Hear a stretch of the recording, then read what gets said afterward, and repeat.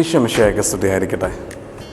സ്വാർത്ഥത കൊണ്ട് നിറഞ്ഞ ഈ ലോകത്ത് നമ്മളൊക്കെ പ്രത്യേകമായിട്ട് ധീരന്മാരായിട്ട് മാറുന്നത് നമ്മുടെ നേട്ടങ്ങളെ പരിഗണിക്കാതെ മറ്റുള്ളവരെ ചേർത്ത് നിർത്താനായിട്ട് നമ്മൾ ശ്രമിക്കുമ്പോൾ മാത്രമാണ്. അങ്ങനെയുള്ള പ്രവർത്തനത്തെ ഒരുമിച്ച് ചേർത്ത് പറയാവുന്ന പേരാണ് ധീരത എന്ന് പറയുന്നത്.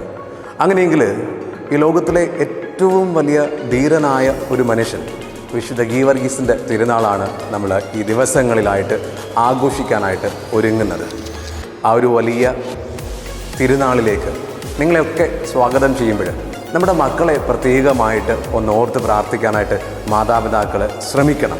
കാരണം നമ്മളൊക്കെ നമ്മുടെ മക്കളെ ധീരന്മാരും ധീരകളുമായിട്ട് വളർത്താനാണ് താല്പര്യപ്പെടുന്നത്.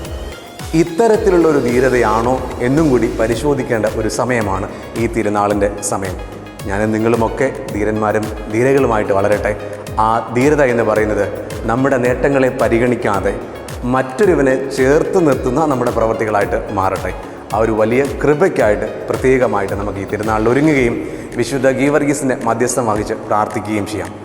ഏപ്രിൽ 23 മുതൽ മെയ് 7 വരെ കൊല്ലം കടവൂർ സെൻറ്റ് കശ്മീർ ദേവാലയത്തിൽ നടക്കുന്ന വിശുദ്ധ ഗീവർഗീസിൻ്റെ തീർത്ഥാടന തിരുനാൾ ദിനങ്ങളിലേക്ക് നിങ്ങളേവരെയും സ്നേഹപൂർവ്വം സ്വാഗതം ചെയ്യുന്നു.